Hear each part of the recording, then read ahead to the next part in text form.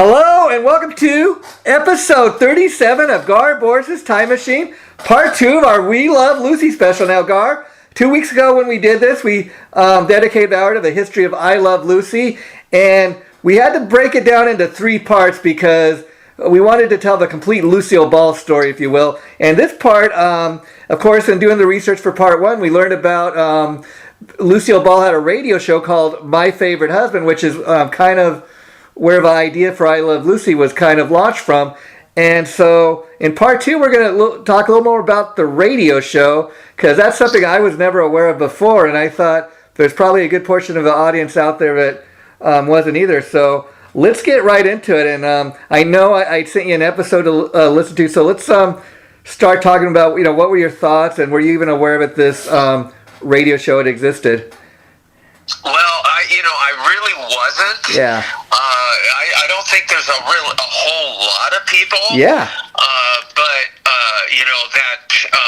that audio that you sent me of the radio show, I listened to it. Yeah. And it was funny. Yeah. I mean, there was a couple of times where I laughed and I was just going, now I understand why they decided to turn it into a TV show because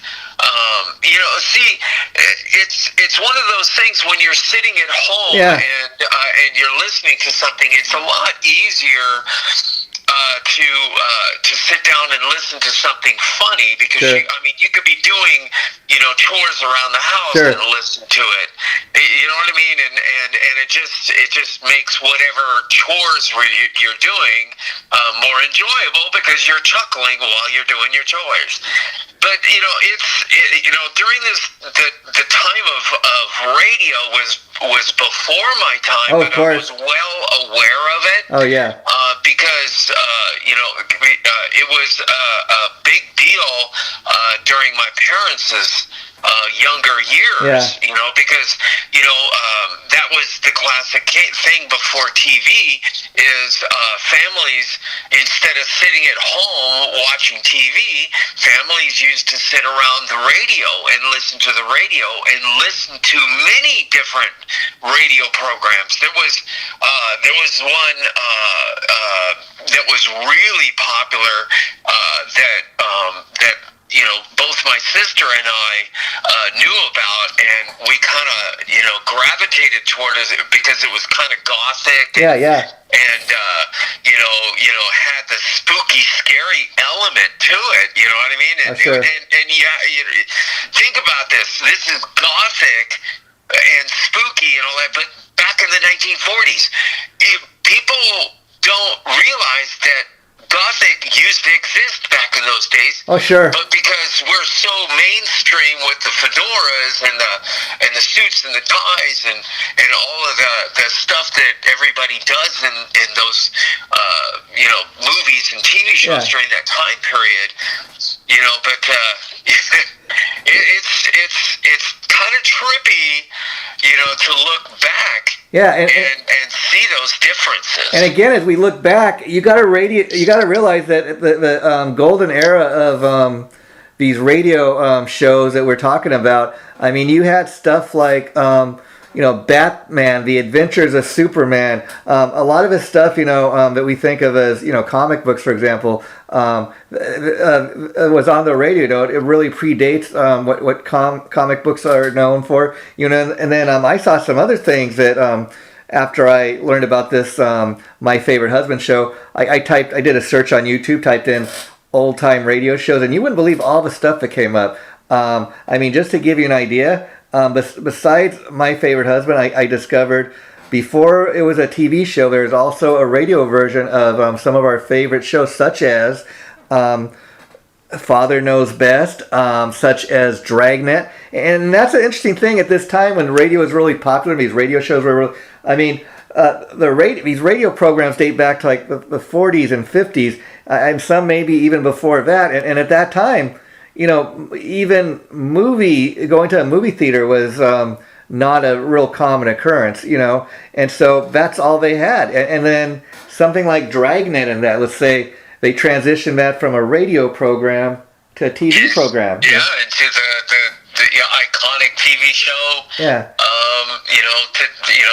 It's considered iconic, but sure. by today's standards. And talking about this My Favorite Husband show, I had never heard of it until doing the research for part 1 of our We Love Lucy special. And I thought, okay, I'm going to go on YouTube and see if I can find any old episodes. I bet I can find at least one. And to my amazement, I found quite a few. But now, of course, just to give people a little more background on My Favorite Husband, it says, My Favorite Husband was an American radio network show that starred Lucile Ball as Liz Cooper, and Richard Denny played Liz's husband, George Cooper. Now, if you listen to the program that I sent you, as I know you did, and I did, okay, they're different characters, but they're kind of, like you listen and it's kind of a Lucy-type character. So I could very much see how they got the idea for I Love Lucy from this radio show. I mean, the characters were a little different, but Liz Cooper was a little like Lucy,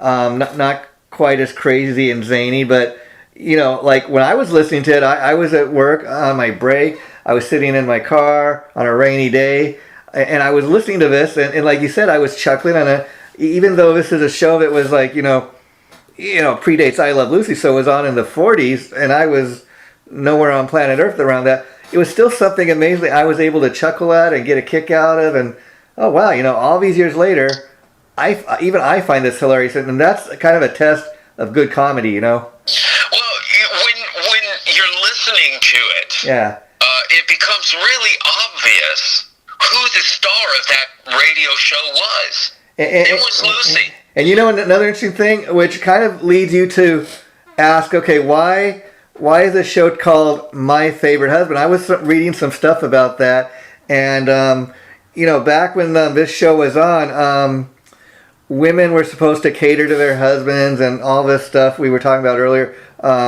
Women having any kind of power. Women were supposed to stay home barefoot and pregnant. That was the thought back in the day. So they they couldn't have not even title a show around Lucy at the time. It had to be kind of, she was dedicated to her husband. That's kind of a character they had to create for her back in the day. Well, another thing about those radio programs that just, it's a huge difference maker. Yeah. And it's so small, but it's like I said, it's a huge difference maker. Yeah. The people that do the sound effects. Oh, sure. Because that is a critical element of doing a radio show, because it's those sound effects that gives you that extra boost of visualizing it in your mind. And I think I said it before in other episodes. Listening to those radio programs is very similar to reading a book, because when you're reading a book, you visualize what you're reading in your mind, and that's part of the beauty of reading a book. Yeah, well, yeah. And without those sound effects, it would be just the people talking. The sound effects just gives it that element of realness, even though the sound effects don't sound that real. Yeah, but Gar, isn't that weird? They don't sound that real, but it does interject the element of realness to it. Yeah, it takes me back to a previous conversation you and I had when we did an episode on Pink Floyd's Dark Side of the Moon. Great classic rock album. Pink Floyd's often been discovered as thinking man's rock, but you know what?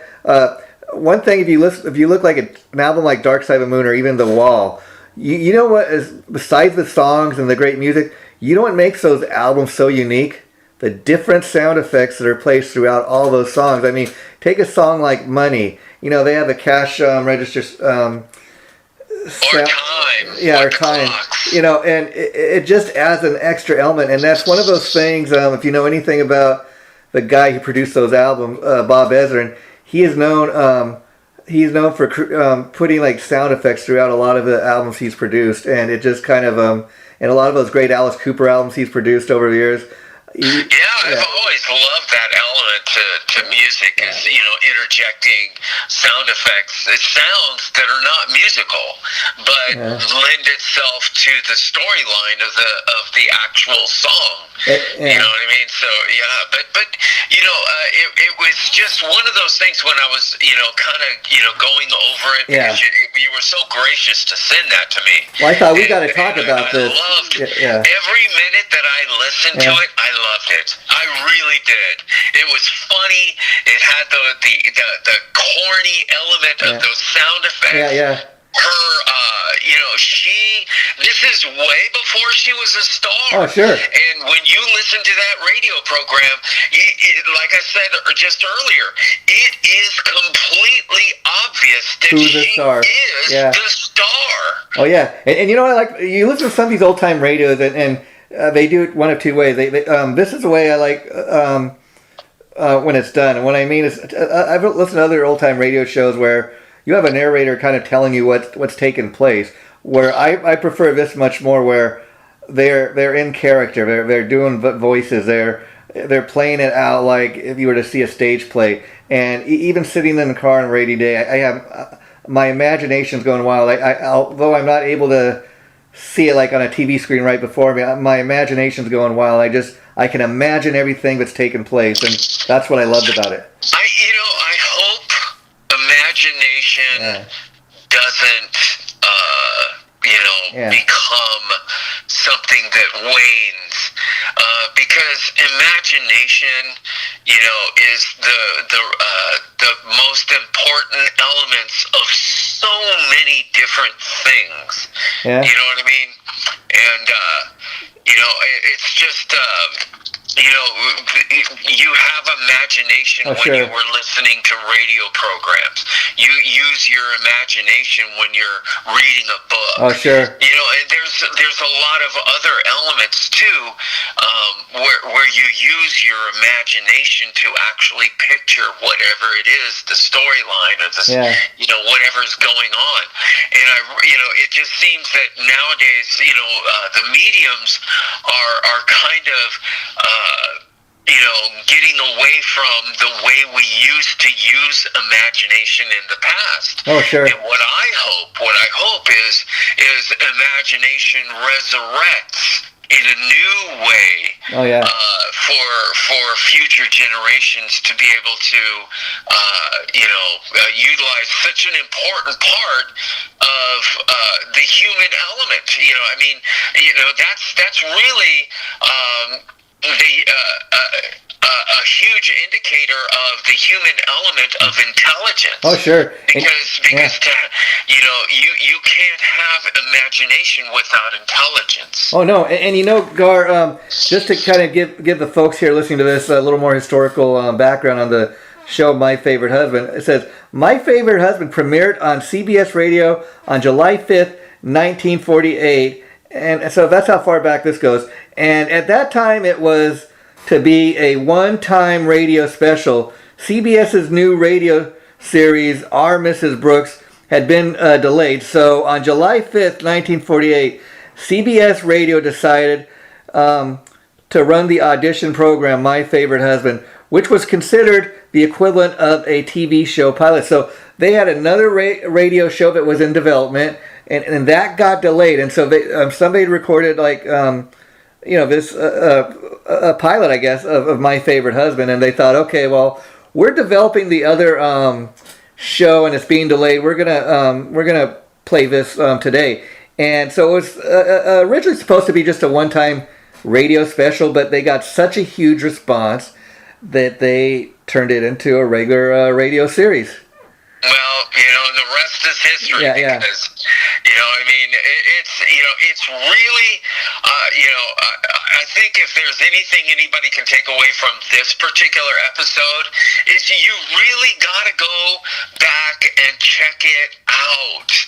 Go to YouTube and wherever else, that you might be able to get, access to these old radio programs, because, if you like to chuckle, if you like to laugh, that's the one thing that, I always worry about when I, certain things that I enjoyed when I was much, much younger. Oh, sure. And it meant so much to me, and then many years go by and I never watch it and everything, and then all of a sudden I start getting nostalgic and I want to watch it again, to relive what I enjoyed when I was young, and then it turns out to be a disappointment. It's not as good now as it was back then. Just, but that's the thing about, the radio program is it's good. See, what I mean? It's funny. You're going to listen to it and you're going to laugh because, it does take place in 1954, but the storylines are timeless. Oh, yeah. The social interactions, because that's really what that radio show was about, was social interactions. People and their own personalities bouncing off of each other. Yeah, I mean, but the thing with that is too, people got to remember, like, before there was an I Love Lucy, something came before it, and that's what I enjoy about doing these shows we do, Gar, is that who's not an I Love Lucy fan, but it's amazing to come across something like this I've never even heard of. I mean, you think as big of a star as Lucile Ball, heard at least in one interview or one time you see her talking about something she's done, that the radio show would have been mentioned, but it is so long ago that people just don't even talk about it, probably because most of the people that were around back then aren't even around anymore. And I mean, once generations die off, then and if younger generations don't pick it up, that's the recipe for disaster. For it to wind up, being lost in the shuffle. Yeah. My sister, a few years back, I was talking to her, and she kind of got all nostalgic. She lives out in Georgia, and she got all nostalgic about old radio programs. And that one that I was telling you about that was all gothic. It had like this narrator that had a creepy voice. Only the shadow knows. That was his famous line. There was I don't know where she went to be able to get access to all of these older radio programs, but who knows? Maybe that might be for the retro people out there that enjoy avant-garde or things from the past, retro. It would definitely be fertile ground to do some investigating and see if you find anything that oh my gosh, this is so good. You know what I mean? Whether it's a radio program or not, good is good. And if you don't allow yourself to become exposed, you're never going to know how you're going to react to it if you don't give it a chance. I can educate you a little on that, Gar. Like I said, when I was reading up on this show, My Favorite Husband, first thing I thought, okay, I'm going to go to YouTube, type that in, or type in like old-time radio shows, and a bunch of neat stuff comes up. I mean, they even had old episodes of the Twilight Zone on radio. Oh my God! Right? Yeah. See, there's another one. I did not know about that. I am a huge. We did an episode on Twilight Zone. In fact, I'm a huge Twilight Zone. I really. Oh my gosh, that is a huge plus nugget for this show. Gar, you and I check that out. Gar, you and I are on the same page with that, because when I did my search, I typed in like old time radio shows, and a bunch of stuff like that came up, and then also about My Favorite Husband. You want to get as specific as possible, like with something like that, but a bunch of stuff comes up, and that's one way of I'll send you an episode of one of the old Twilight Zone things I came across. But also what I need to educate you on too is there's certain things, like I said, even if you go on Amazon and you're into some of the stuff and you want to buy some of these old collections, they got stuff you can get on Amazon, like on tapes and CDs. I think more CDs now. Like I've seen stuff like the Adventures of the old Superman radio program, the Adventures of a Lone Ranger, even like old Abbott and Costello stuff on CD. So for the fans of that stuff, it is available to get your hands on. Well, I would just imagine that there is just a ton of stuff to be able to just kind of, sift through. In fact, and that for somebody, who knows, they might discover something that they really, really enjoy, and then we did our job, Jason. Yeah, in fact, we're always looking for new places to take our show, and in discovering the radio show My Favorite Husband, one place my mind immediately went to, and I came across, like I said, for example, they had old radio shows which I wasn't even aware of Dragnet. So there's like a future 2-part episode for us to do. I want to do something where in part 1 we talk about some of the old radio episodes, and you can find this stuff on YouTube. And in part 2, obviously, we're going to talk about, okay, how good of a job did they do transitioning like Dragnet from the radio into a TV show? And maybe we could even get into some of the the Dragnet movie, like with Tom Hanks. So that's like a future episode right there to me. And it's never going to end, Jason. No, that's the beauty of what we do here. Now, what about the long trailer? We're going to do that. We can't forget about that because that movie was hilarious. The Gar. Okay, but here's what we're going to do. We're going to talk about that 2 weeks from now, because I think that deserves an episode all of its own. And that's what I was saying. This is going to be a 3-part episode, and that will be the third and final episode. I figured that would be a great way to tip this off. But we're not done. We're not done talking about My Favorite Husband, because I found out a couple more interesting things that you probably didn't know about. Now, just some real fast facts here. I'm talking about the characters, of course. Liz and George Cooper, played by Lucile Ball and Richard Denning, were said to live at 321 Bundy Drive in the fictitious city of Sheridan Falls. And My Favorite Husband was billed as a show about 2 people who lived together and liked it. Now, like we've been talking before, okay, so the world was very different back in the 40s, and you compare that to something like Al and Peg Bundy on Married with Children, where it's kind of a complete opposite. 2 people that they kind of just learn to coexist. They kind of love each other, but they're not crazy about each other. You know what I mean? Totally a different. A little bit more realistic towards what marriage really is. Yeah. And again, this is back in the 40s, so they had to kind of toe that line of what everybody was supposed to think. Yeah, but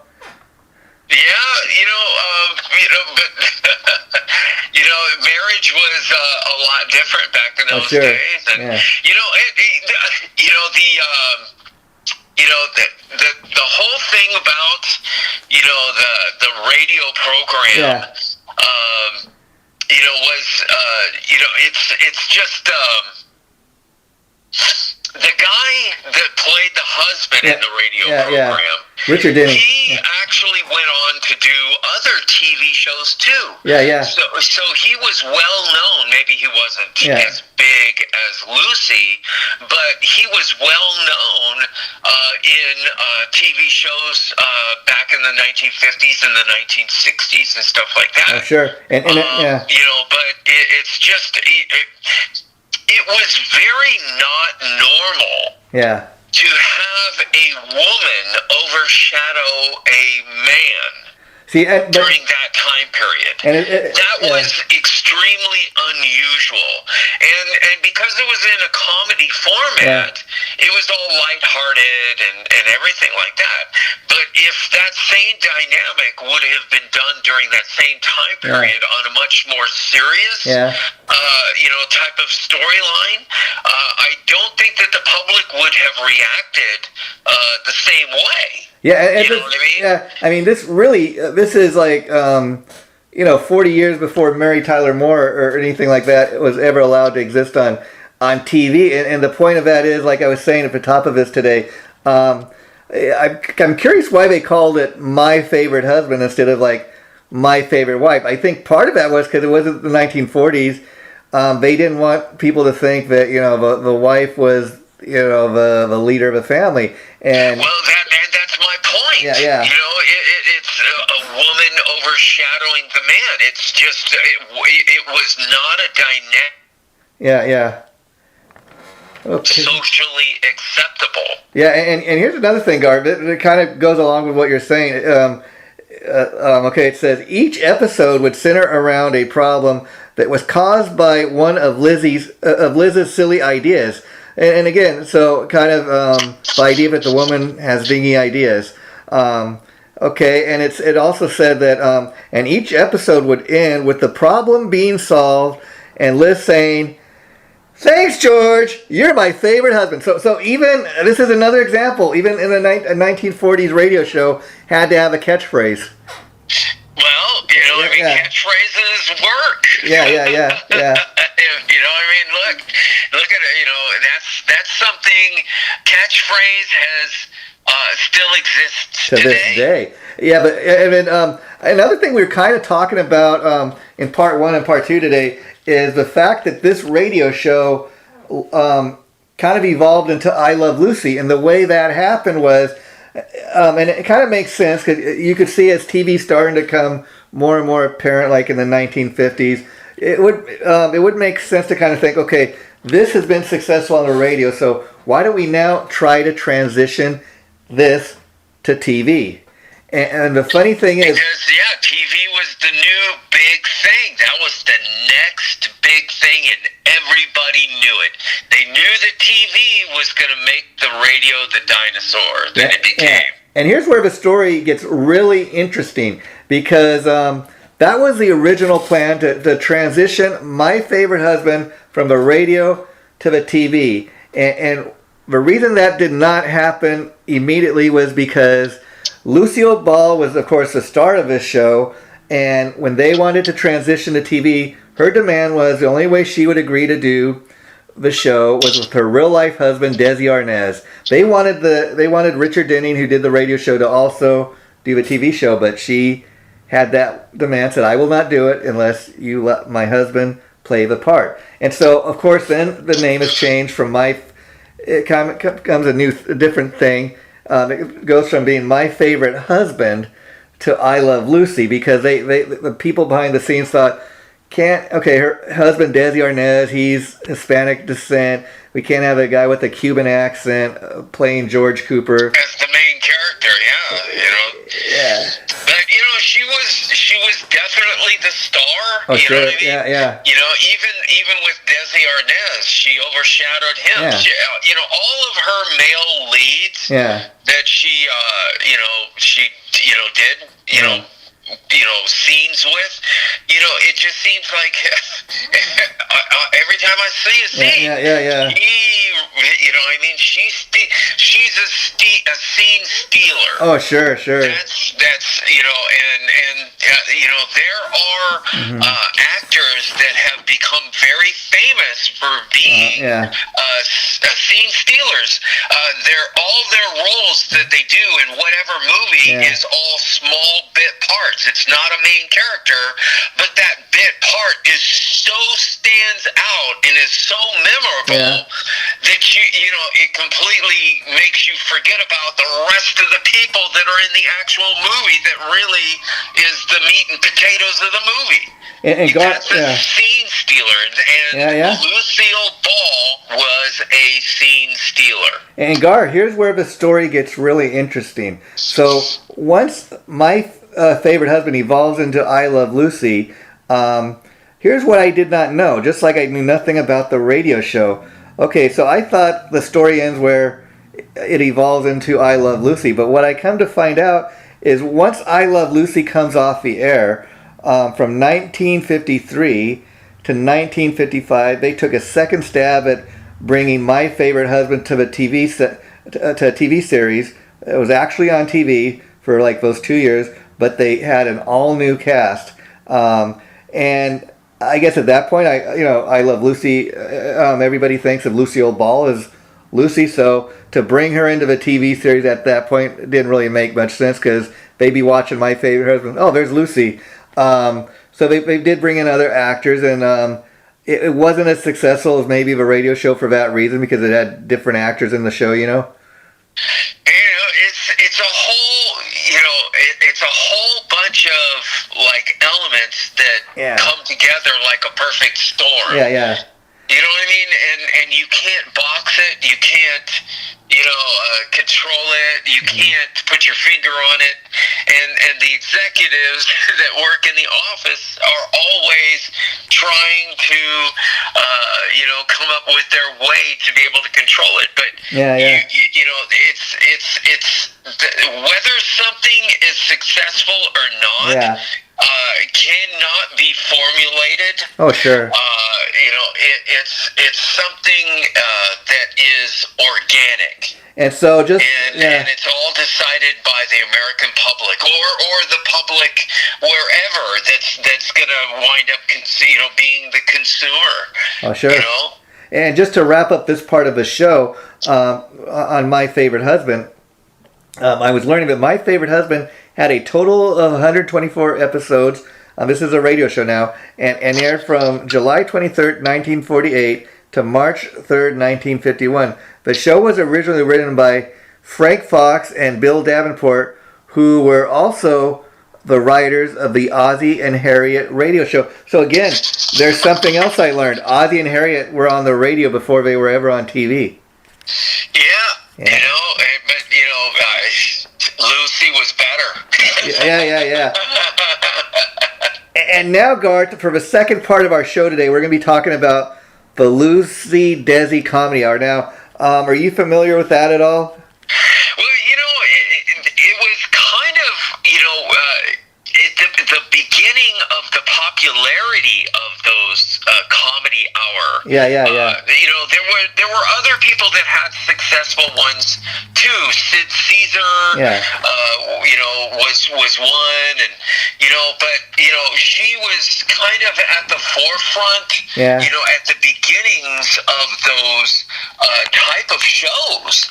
Oh, sure. So she was she was both her and Desi were trailblazers. Oh, sure. Because there's a lot of things that they did that did not exist before them, and it was because of them that they exist now. Oh, sure. And so a lot of people, I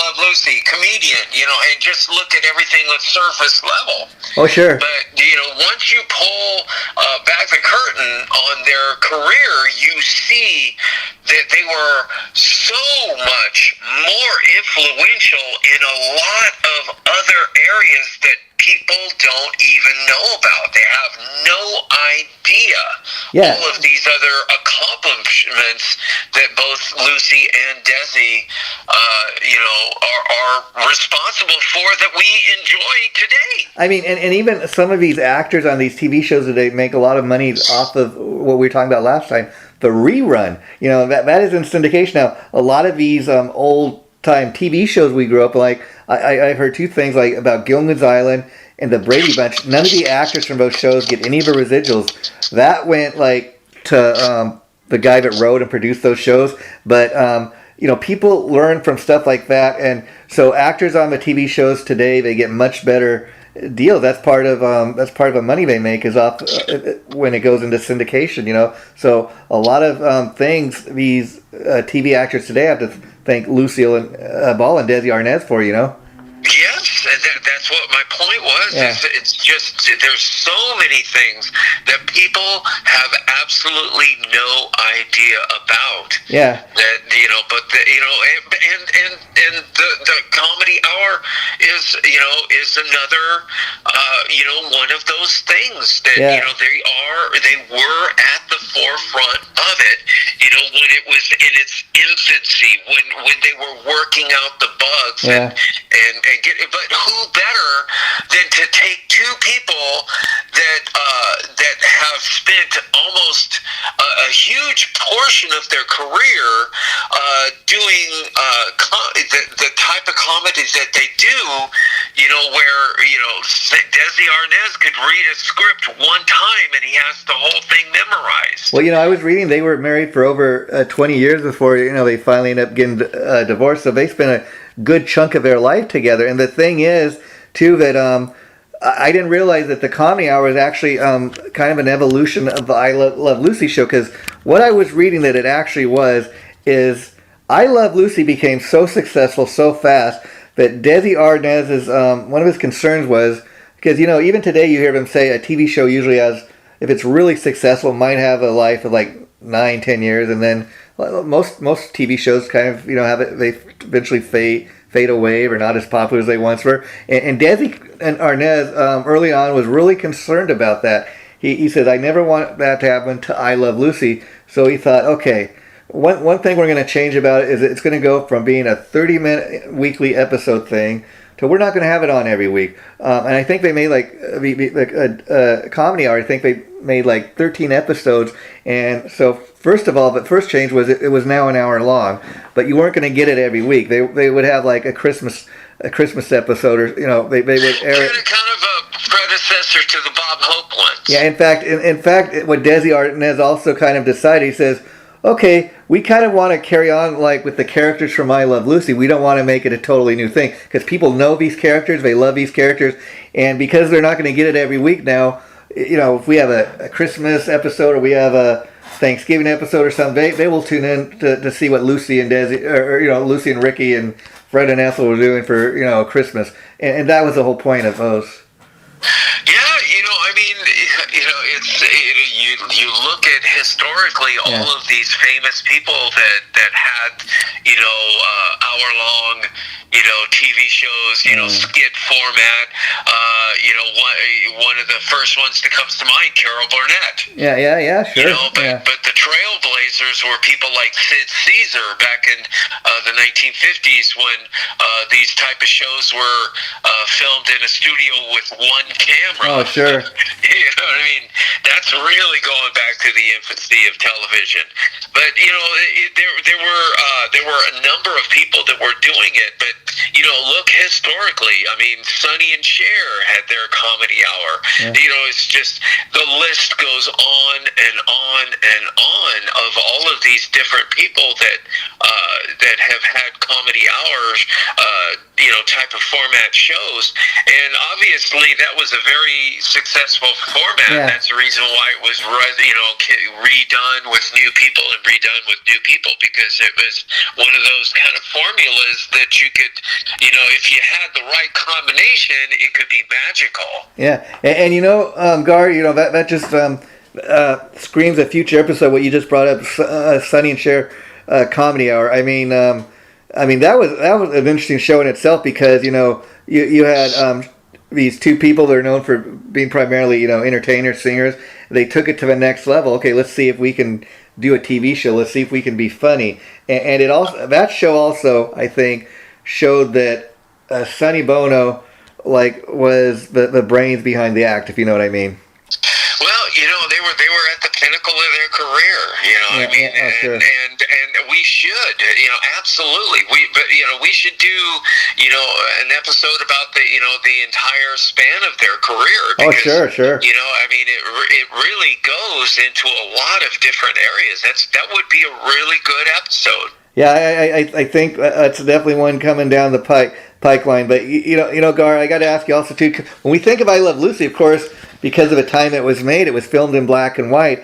And what I find very interesting is, they've been able to colorize some of this stuff. Like I know I've seen a DVD collection of I Love Lucy where you can get like a black and white version, and then they also got a colorized version. I seen a friend show me some of these episodes on his DVD collection that were in color. And it was a weird experience, because as much as I love watching stuff in color and I'm used to it, it probably has a lot to do with that is my perception of I Love Lucy. Oh, it's black and white. And it was such a weird thing to see it in color. Do you know what I mean? Well, yes. There are certain occasions where something like that, could be an improvement. Oh, sure. But then there are other occasions that, unforeseen, you know what I mean? Yeah. It could actually turn out to be not such a good idea. And, but, how are you going to find out until you try it? Oh, sure. I have never seen a colorized version of I Love Lucy, but when you were saying it, what my mind was mentally digesting. Yeah, I'm open to seeing a colorized version. I'm the curiosity is up, but then the other side, the nostalgic side is I will always remember that show as black and white. I mean, that is what I will always embrace. It has a lot to do with your perception. I'm not saying that I won't sit down and watch it, but I think it has a lot to do with your personal experience. Now, if somebody who's 20 years old today, they come across a DVD collection, they're definitely going to want to see the colorized version. There's no nostalgic connection. But I mean, I even remember in old TV shows such as Bewitched that was on around the same. That was like 20 years later. But my point is, even when they did Bewitched, the first episodes were in black and white. And then I remember in the 70s when they had this film, you'd see on all the TV shows, filmed in real filmation and stuff like that. And then a lot of the Bewitched episodes, they started redoing them in color. And it was a nice kind of transition. I don't know why it didn't seem to affect me as much. But I Love Lucy, maybe it's just because I'm so used to seeing it in black and white. I'm with you on that. I err on the nostalgic side because I have that connection. That's it. When you have that connection, it's something you embrace. Oh, sure. Kind of like being a fan to a certain band. You know what I mean? Something. It's not being a fan. You've embraced it. I mean, and I think I might have asked you this before, but talking a little bit about music, take something like Guns N' Roses covering a Bob Dylan song such as "Knocking on Heaven's Door." Who hasn't heard the Bob Dylan version? But there's a certain number of people out there that think of that as a Guns N' Roses song, or just simply the fact that Axl Rose does such a good job of performing that song. He kind of owns it, if you know what I mean. Oh, he definitely owns that song. You know what I mean? Yeah, maybe he didn't write it. But,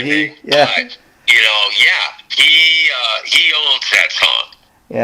And a certain thing too about shows like I Love Lucy is these are characters that we love. That's why I think they were able to transition from I Love Lucy to the Comedy Hour, because I think what Desi Arnas was saying was so true that why try to change too much of what's been working? People love these characters, but let's make it that much more special. They're not going to get it every week, but if they know they're going to get a special episode every 6 months or 2 or 3 times a year, they'll tune in just because they want to see what these characters are up to. Well, I think you just brought up a critical element as to why Lucy and Desi were so successful. Yeah. America embraced them. Yeah. I mean, literally. They were during that time period between the 1950s and the 1960s. And they were America's favorite couple. And what's interesting is they were allowed to kind of do it their way. I mean, it was filmed at Desi Lou, which they own and operate, and so they had total. But you didn't really have the brass work at CBS too much. Putting demands on them because that show was so successful. They kind of allowed Desi and Lucy to do it their way. I mean, who knows what would have happened if studio brass would have been putting all kinds of demands on them. But they allowed them to do it. You just touched on something really, really huge. Yeah. By today's standards, those type of demands would definitely have been received by the studio execs as diva. Oh, sure, and even back in the 40s, in reference to the radio show we were talking about earlier, I mean, the fact that she was able to go from a radio show and say, okay, I'll take this to TV, but the only way I'm going to do it is my real life husband. You would have thought back in the day that woman being so demanding like that would have just been shot down and said, "Oh, we would just get somebody else to fill your shoes." But they knew. They knew. A lot of other women that they would have shot down. Yeah, but they knew. But they knew this woman was a force. She was a star. You know what I mean? And they knew that if they took that stance with her, they were going to regret it. And I think a great place to wrap this up for today, Gar, is I think we forgot to mention this in part one, but besides obviously the Lucy Desi Comedy Hour and I Love Lucy, Desi Lou Studios was also responsible for a lot of other TV shows back around the 60s. I mean, just to name a couple, I was reading today, the Dick Van Dyke Show, Star Trek we mentioned, obviously, because she was a huge fan of that. And the Andy Griffith Show, that I think filmed on a lot of, and I was reading even the TV show Mannix was a Desi Lou production. So they had a lot of stuff going on back in the day. And all of those shows were highly successful shows. In fact, if you go... for the listeners that are not familiar, but during that time period, Mannix, dude, that was a hugely popular show. Robert Reed, before the Brady Bunch.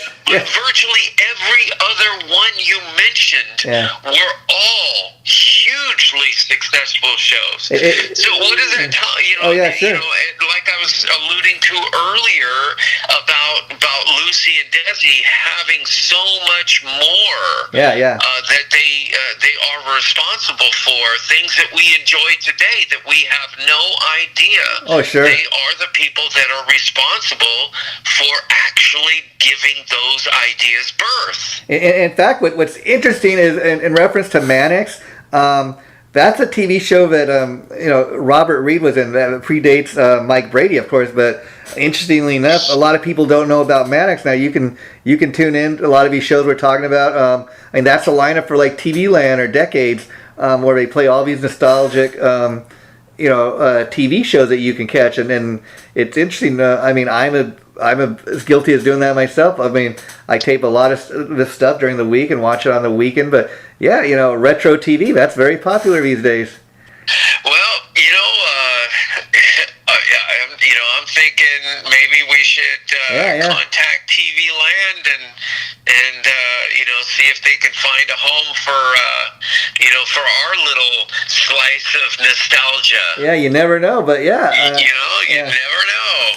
Dreams can't come true, Gar. Who knows? That's how things get started. Is from an idea. Yeah. That's how Lucy and Desi, created the things that they did. They all start with an idea, and every person out there is capable of coming up with an idea. Yeah, and I gotta be honest, Gar. In regards to what I'm getting ready to ask you, I'm not too familiar with it, but I do know. I think in the late 70s there was another show she had called The Lucy Show, and I don't think it was as popular as I Love Lucy, but did you ever catch it? It was very popular, during that time period. Maybe not as popular as Lucy, but it was still very popular, very high ratings. Yeah. Oh, wow. In the upper echelon of the shows that were going on at that time, she was up there with the upper echelon. She wasn't stratospheric, but you see what my point was. And that show was very popular because it was just because it was all kind of riding on what Lucy had already accomplished. Oh, sure. She was kind of past her stunning, beautiful part of her career, and she was just kind of getting a little elder, and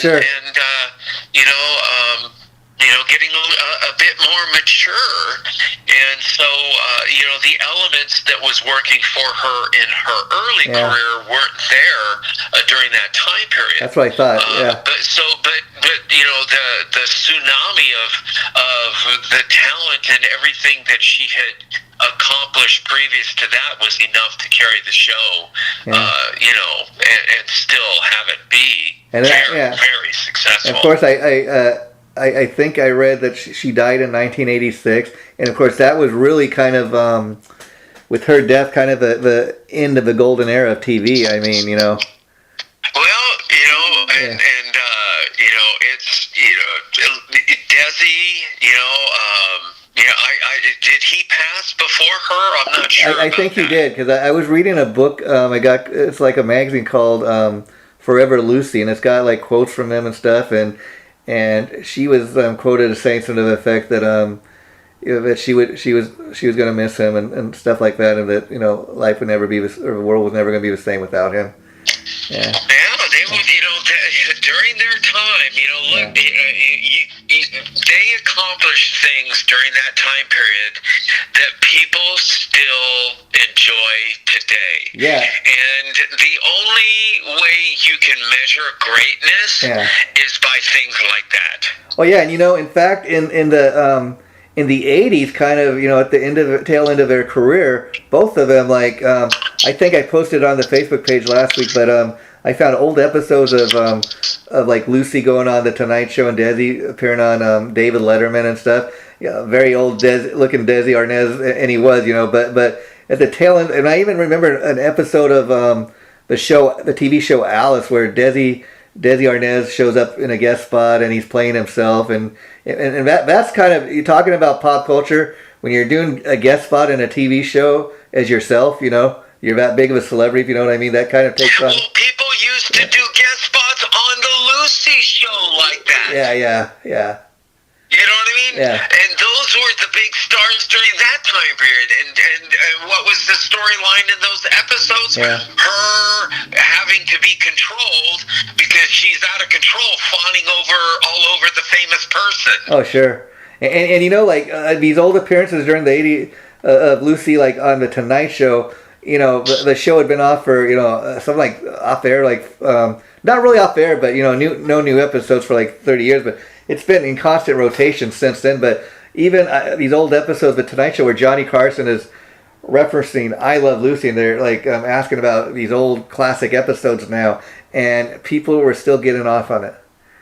Oh, you know, I mean, funny is funny. Oh, sure. And Lucy and Desi, you know, of course, it's, you know, really Lucy, you know, that was, you know, the star of it all. But, you know, I mean, there is one scene that was in the Lucy show that goes down in the history books because Lucy's show used a live audience. Okay. And there was one scene in the Lucy show, or I Love Lucy, that goes down in the history books as the longest laugh from an audience to a scene. Wow! They could not. The scene was so funny that the audience could not stop laughing. That's a trip. That is a measurement of greatness. Measurement of greatness in comedy. Because that was not expected. It was a complete surprise to everyone. And it went on for so long that they decided to time it. Mm-hmm. You know what I mean? Because they knew that nothing like that had ever happened before. Wow. You know, on a TV show. That's another one of those feathers in both Lucy and Desi's cap. There you go. Of accomplishments, achievements that people don't realize and they don't know about. They are the holders of that record of the longest laugh, and it went for a long time. really, when they actually aired the show, they had to cut the laughing because it went so long. Wow, talk about one for the history book. And we're going to get ready to wrap this up, Gar, but before we do, I want to let people know a little something today about you. And proof, people, that Gar Borras is a rock star of everybody's favorite pop culture playground. Now, Gar Borras is returning from a show he did last night. He's on the road. The man is so dedicated to doing this show that he was driving on the freeway. And I told him, Gar, we don't want you to get killed while doing the show, so please pull over.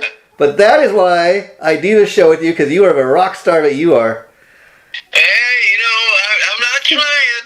It's just a natural thing. That happens. Yeah. You don't. Things like that don't happen unless you really enjoy what you're doing, and I really enjoy doing this with you, Jason. Yeah, and like to just let people know, this will be it'll be on there next Saturday. You'll be hearing it, but 1 week from when we did it. But next time we get together, Gar, in 2 weeks, we're gonna wrap the We Love Lucy special with an hour's discussion on the movie they did together, the long trailer. And I can't wait. And my next Saturday night next week is I'm going to be watching that, prepping for the show when we do it. And so that's what we have to look forward to. And thanks for tuning in, everybody. Gar, if you could hang on for just a minute, I'd like to talk to you out there. Yes. Bye, everybody. Love you guys. Love you guys. Welcome into 2023. Thanks, everybody.